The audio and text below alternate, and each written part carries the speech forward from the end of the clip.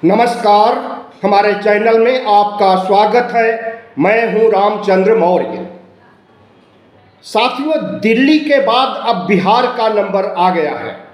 बिहार में सियासी खेला शुरू हो गया है। प्रधानमंत्री की रैलियों का दौर शुरू हो गया है और बिहार में जहां पर जातीय समीकरण से चुनाव जीते जाते हैं, जातीय समीकरण को बैठाने और चुनाव जीतने के तमाम फार्मूले ईजाद किए जाने लगे हैं। अक्टूबर नवंबर में चुनाव होगा। अभी लगभग 7-8 महीने बाकी हैं, लेकिन जिस तरह से बिहार का सियासी पारा गर्म हो गया है, उससे यही लगता है कि बिहार में भी बड़े पैमाने पर चुनाव आयोग खेला करने वाला है। भारतीय जनता पार्टी खेला करने वाली है और साथ ही साथ तेजस्वी यादव जो विपक्ष में है, इंडिया गठबंधन के एलाई हैं, वह भी बड़ा खेला कर सकते हैं। बहरहाल अभी की चुनावी गणित में सी वोटर ने अपनी रिपोर्ट पेश किया है, जिसमें तेजस्वी यादव की लोकप्रियता बिहार में सबसे ज़्यादा है, यहाँ तक कि नीतीश कुमार से भी ज़्यादा। बिहार का सियासी गणित कहता है कि कुल 242 सीटें हैं और इन 242 सीटों में भारतीय जनता पार्टी जनता दल यू को सिर्फ 70 या 75 सीटें देना चाहती है। बाकी 140 सीटों पर खुद चुनाव लड़ना चाहती है और जो कुछ महाराष्ट्र में किया था वही बिहार में भी दोहराने की सोच है भारतीय जनता पार्टी की। एकनाथ शिंदे को जिस तरह से दरकिनार करके फडणवीस को मुख्यमंत्री बना दिया गया था महाराष्ट्र में, कुछ उसी तरह के संकेत मिल रहे हैं बिहार में। चुनाव लड़ेंगे जदयू के साथ मिल करके, लेकिन ज़्यादा सीटों पर लड़ेंगे और जीत मार्जिन के आसपास पहुंचने पर जनता दल यू को झटक देंगे और छोटी मोटी पार्टियों का सहारा ले करके अपनी सरकार बनाना चाहेंगे नरेंद्र मोदी। आज़ादी के बाद से जब से चुनाव होने लगे हैं, प्रधानमंत्री नरेंद्र मोदी की अपनी सरकार बिहार में कभी नहीं रही, अपना मुख्यमंत्री कभी नहीं रहा। लेकिन इस सपने को साकार करने के लिए इस बार जिस तरह से जोड़ तोड़ बैठाया जा रहा है और संकेत दिए जा रहे हैं, उससे यही लगता है कि प्रधानमंत्री नरेंद्र मोदी नीतीश से छीनकर बिहार अपने कब्जे में करना चाहते हैं। इसीलिए नीतीश कुमार चुनाव शुरू होने के पहले या सीट बंटवारे के पहले प्रधानमंत्री नरेंद्र मोदी से यह कहलवा देना चाहते हैं कि अगला मुख्यमंत्री कौन होगा। नीतीश कुमार के बेटे निशांत कुमार को इस काम में लगा दिया है और नीतीश कुमार जगह जगह जा करके राग अलाप रहे हैं कि अब की बार फिर पापा मुख्यमंत्री बनेंगे। पापा मुख्यमंत्री बनेंगे या नहीं बनेंगे, लेकिन जो सियासी गणित अभी तक की सामने आई है, उसमें तेजस्वी यादव को मुख्यमंत्री पद पर देखने की चाहत 41% बिहारियों में है। 41% बिहारी चाहते हैं कि अगला चुनाव राष्ट्रीय जनता दल जीते और तेजस्वी यादव मुख्यमंत्री बने। तेजस्वी यादव बिहार के आइकॉन बताए जा रहे हैं, क्योंकि इन्होंने 2022 में उप मुख्यमंत्री रहते हुए जिस तरह से 4 लाख नौकरियों का सृजन किया और बेरोजगारों को आवंटित किया, उससे बिहार की जनता इन्हें मुख्यमंत्री बनाना चाहती है। और नीतीश कुमार प्रधानमंत्री नरेंद्र मोदी का चहेता जो भारतीय जनता पार्टी में है, हालांकि अभी स्पष्ट नहीं है कि उनका चहेता कौन है, लेकिन इतना जरूर कहा जा सकता है कि प्रधानमंत्री का जो चहेता होगा वह ओबीसी जरूर होगा। और ओबीसी में आने वाले सम्राट चौधरी जो शकुनी चौधरी के बेटे हैं, उनका नाम सबसे आगे चल रहा है। चाहे नीतीश की सरकार बने, चाहे नरेंद्र मोदी की सरकार बने, चाहे राष्ट्रीय जनता दल की सरकार बने, मुख्यमंत्री तो पिछड़ा ही बनेगा बिहार में। प्रधानमंत्री नरेंद्र मोदी की पार्टी को 15% लोग भी मुख्यमंत्री के रूप में नहीं देखना चाहते हैं। सम्राट चौधरी को 3% लोग चाहते हैं कि बिहार के मुख्यमंत्री बने, और इससे ज्यादा तो पीके यानी प्रशांत कुमार जो अभी नई पार्टी लेकर के अवतरित हुए हैं, इन्हें 15% बिहार की जनता चाहती है कि मुख्यमंत्री बने। लेकिन बात फिर वहीं पर अटक जाती है कि यह पिछड़ा नहीं है। नीतीश कुमार को मुख्यमंत्री के रूप में देखने वालों की संख्या सिर्फ 18% है, यानी तेजस्वी यादव की 41% है, उससे आधे से भी कम यानी 18% पर बिहार की जनता मुहर लगा रही है कि नीतीश को फिर से मुख्यमंत्री बनना चाहिए।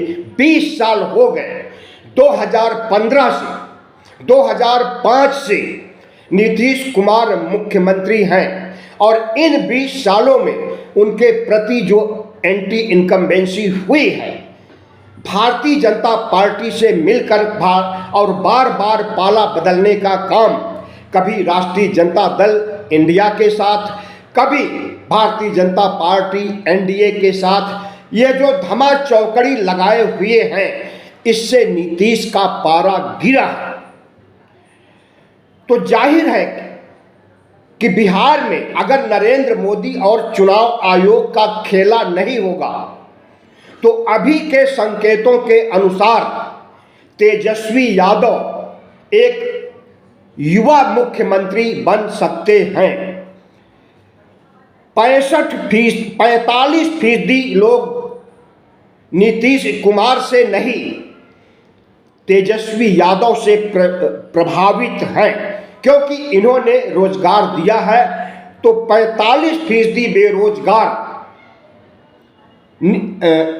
तेजस्वी यादव को वोट दे करके जिताना चाहते हैं।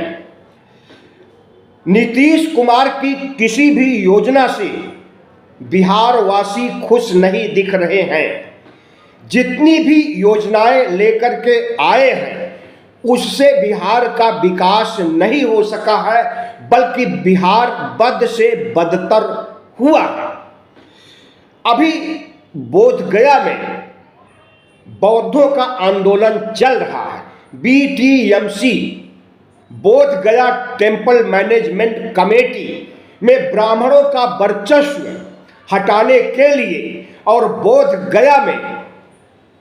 बोधगया महाबोधि मंदिर में ब्राह्मणों को पुजारी बनाए जाने से बौद्ध समुदाय सिर्फ भारत का नहीं पूरी दुनिया का नाराज है। मनुवादियों से, ब्राह्मणवादी शक्तियों से। मुसलमानों के वक्फ बिल कमेटी में प्रधानमंत्री नरेंद्र मोदी हिंदुओं को रखना चाहते हैं, लेकिन बौद्धों की जो कमेटी है बोधगया महाबोधि बिहार से संबंधित बीटीएमसी, इसमें अरसे से ब्राह्मणों का वर्चस्व है। बीसीएमटी में कुल 9 सदस्य हैं, जिसमें 4 बुद्धिस्ट और 4 ब्राह्मण, और जो 9वां सदस्य है वह जिले का डीएम होता है। तो जाहिर है कि हर हिंदू ही हमेशा डीएम होता है। तो 9 सदस्य में 5 सदस्य हिंदू हो गए, बाकी बचे 4 पर बौद्ध हैं और इन बौद्धों की नहीं चलती है और ब्राह्मणों की तूती बोलती है, जहां पर तथागत बुद्ध ने शिक्षा प्राप्त किया था। लेकिन नीतीश कुमार का इस पर ध्यान नहीं है। बौद्ध आंदोलन चल रहा है, अनशन, धरना, प्रदर्शन चल रहा है। अभी तक वहां नीतीश कुमार या इनका कोई मंत्री नहीं गया, जबकि जनता दल, राष्ट्रीय जनता दल का विधायक जो स्थानीय है वह बौद्धों के पक्ष में खड़े होकर के आवाज लगा रहा है, जहां पर बौद्ध अनशन कर रहे हैं। तो जाहिर है कि बौद्ध समुदाय का वोट प्रतिशत कम होता है, लेकिन बिहार ही नहीं पूरे देश में बुद्धिस्ट बनने, बौद्ध धर्म अपनाने के लिए जिस तरह से, जिस मुस्तैदी से लोग उमड़ रहे हैं, हिंदू धर्म को छोड़कर 22 प्रतिज्ञाओं के तहत बौद्ध धर्म ग्रहण कर रहे हैं, तो बौद्धों का वोट भी बिहार में निर्णायक होगा। इस बार आंकड़े जो सरकारी है उसके हिसाब से बौद्धों की जनसंख्या कम है, लेकिन सोशल मीडिया को देखने से और लोगों के बीच टहल करके, खास करके ओबीसी, एससी, एसटी के बीच यही ऑब्जर्व किया जा सकता है कि अधिकांश ओबीसी, एससी, एसटी बौद्ध धर्म स्वीकार कर चुके हैं। वे चाहे भले ही न 22 प्रतिज्ञाओं के तहत औपचारिक रूप से बौद्ध धर्म ग्रहण किए। तो बिहार का सियासी गणित इस बार बौद्धों के आंदोलन, बेरोजगारों के आंदोलन, गरीबों की गरीबी और बिहार का विकास पिछले 25 सालों तक न हो पाने पर लड़ा जा रहा है। और प्रधानमंत्री नरेंद्र मोदी भले ही कहें कि इस प्रदेश की जनता जंगल राज की ओर नहीं जाना चाहती है, तो जंगल राज का जुमला बहुत पुराना पड़ गया है। और अब तेजस्वी यादव ने कहा है कि बिहार में खटारा गाड़ी जो 20 साल पुरानी हो चुकी है, इसे बिहार की जनता नहीं चाहती है दोबारा कुर्सी पर बैठाना, और उस खटारा गाड़ी को हराने का मन बिहार की जनता बना चुकी है। तो जाहिर है कि 50% वोटर वोटर के अनुसार नीतीश कुमार के खिलाफ है, भारतीय जनता पार्टी के खिलाफ है, जो भारतीय जनता पार्टी और नीतीश कुमार को वोट नहीं देना चाहते। 22% लोग नाराज हैं, लेकिन फिर से जनता दल यू को वोट दे सकते हैं, लेकिन बीजेपी को वोट नहीं दे सकती। 25% वोटर अभी भी, जिसमें अधिकांश महिलाएं हैं, जनता दल यू और नीतीश कुमार के साथ खड़े हैं। नीतीश कुमार ने शराबबंदी किया था और गरीब लड़कियों को साइकिल मुहैया किया था स्कूल कॉलेज जाने के लिए। तो शराब की वजह से, शराबबंदी की वजह से बिहार की महिलाओं में भारी क्रेज नीतीश कुमार का शुरू से रहा है, और वह क्रेज कुछ न कुछ स्तर पर अभी भी दिखाई दे रहा है। लेकिन कहाँ एक तरफ 50% वोटर नीतीश के खिलाफ है और 25% अगर महिला वोटर नीतीश के पक्ष में है, तो परिणाम कैसा आएगा आप सहज ही अनुमान लगा सकते हो। प्रधानमंत्री नरेंद्र मोदी नीतीश के कंधे पर बंदूक रख करके बिहार जीतना चाहते हैं, लेकिन नीतीश कुमार को अगला मुख्यमंत्री बनाने की घोषणा नहीं कर रहे और बनाना भी नहीं चाहते हैं। अमित शाह संकेत दे चुके हैं कि इस बार उनका मुख्यमंत्री बनेगा, और बिहार के उप मुख्यमंत्री विजय सिन्हा ने तो अटल बिहारी वाजपेयी की जयंती के दिन चीख चीख करके कहा था कि अटल बिहारी वाजपेयी की आत्मा को तभी शांति मिलेगी जब बिहार में बीजेपी का मुख्यमंत्री होगा और इसकी कड़ी आलोचना की गई। उस शख्स को माफी भी मांगनी पड़ी है, लेकिन छुपे तौर पर अभी भी भारतीय जनता पार्टी चाहती है कि वह अपना मुख्यमंत्री बनाए। इसीलिए नीतीश कुमार और इनके बेटे निशांत कुमार अड़े हुए हैं कि नीतीश को ही मुख्यमंत्री बनाया जाए अगली बार। तो अब मुख्यमंत्री पद को लेकर भारतीय जनता पार्टी और जनता दल यू में जो घमासान छिड़ा हुआ है, हमें लगता है कि कुछ समय बीतने पर यह घमासान इतना बढ़ जाएगा कि नीतीश कुमार एक बार फिर से राष्ट्रीय जनता दल और इंडिया गठबंधन की ओर पलटी मार सकते हैं। पलटी मारने का इनका पुराना तजुर्बा है और उस तजुर्बे को ये भुला दे और फिर से न आए, इसकी कोई गारंटी नहीं दे सकता है। लालू यादव ने एक फार्मूला पेश किया है। वह फार्मूला है कि जनता दल यू राष्ट्रीय जनता दल के साथ मिलकर के चुनाव लड़े। उसे कुल 242 सीटों में आधी सीटें दी जाएंगी, यानी 121-22 सीटें जनता दल यू को दी जाएगी और दोनों पार्टियां जीत करके आएंगी तो मुख्यमंत्री तेजस्वी को बनाया जाए और उप मुख्यमंत्री निशांत कुमार, जो कि नीतीश कुमार के बेटे हैं, उनको बनाया जाए। और निशांत की राजनीति में एंट्री हो गई है। वह पेशे से इंजीनियर है। अभी तक परिवारवाद का आरोप लगने की वजह से नीतीश कुमार ने उनकी एंट्री सियासत में नहीं कराई थी, लेकिन जब अब उन्हें लगने लगा है कि उनकी उम्र 75 पार होने जा रही है और बुढ़ापे के पूरे असर उन पर दिखाई दे रहे हैं, बहुत जल्दी हर चीज़ को भूल जाते हैं और बहुत जल्दी ऊट पटांग की हरकतें करने लगते हैं, तो अब वह निशांत को अपनी जगह जनता दल यू का अध्यक्ष भी बनाना चाहते हैं। पार्टी उनके नाम करना चाहते हैं और उन्हें मुख्यमंत्री या उप मुख्यमंत्री के रूप में देखना चाहते हैं। लेकिन भारतीय जनता पार्टी कतई नहीं तैयार है कि नीतीश कुमार के बेटे निशांत को उप मुख्यमंत्री या मुख्यमंत्री पद दिया जाए। तो लालू यादव ने ऑफर दे दिया है।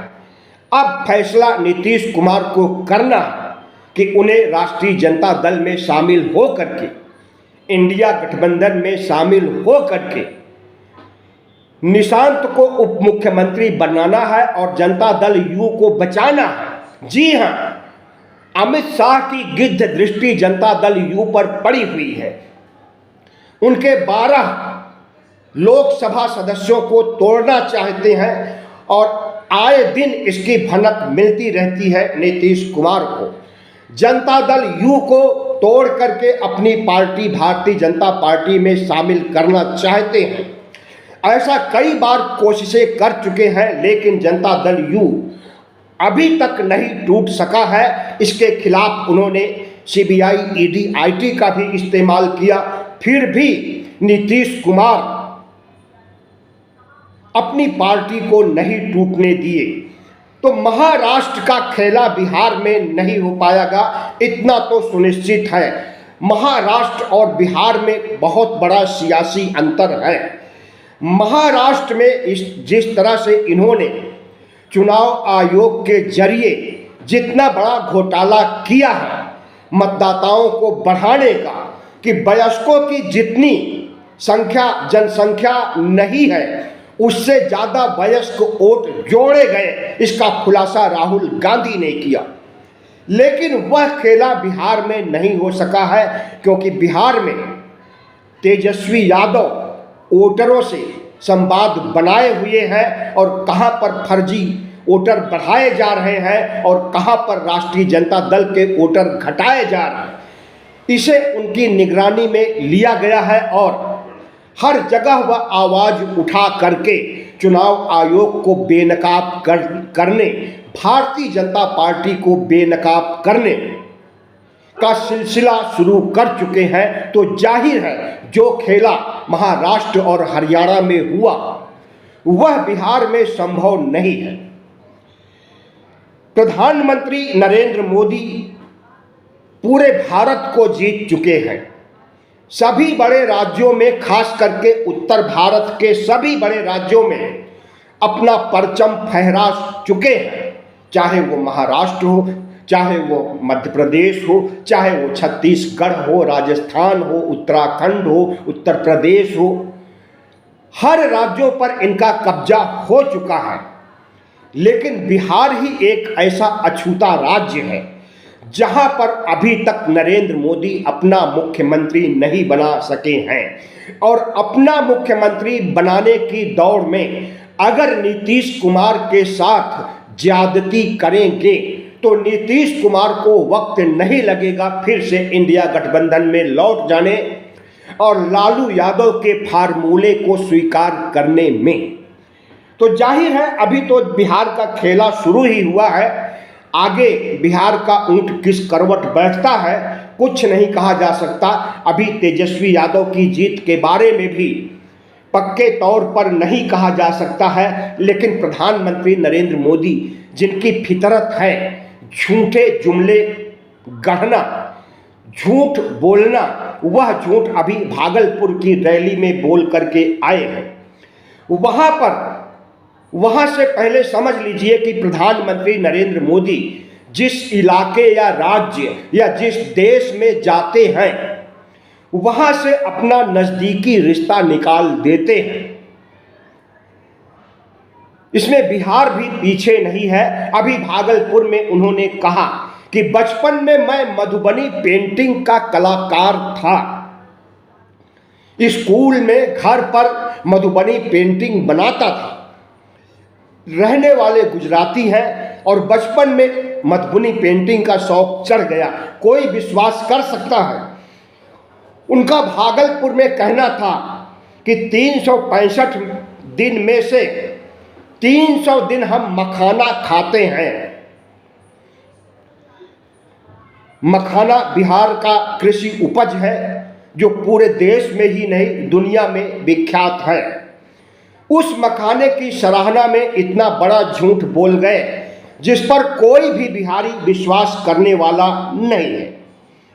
नाश्ते में मैं रोज लिट्टी और चोखा खाता हूँ। 365 दिन में 300 दिन मखाना और हर रोज 365 दिन लिट्टी और चोखा।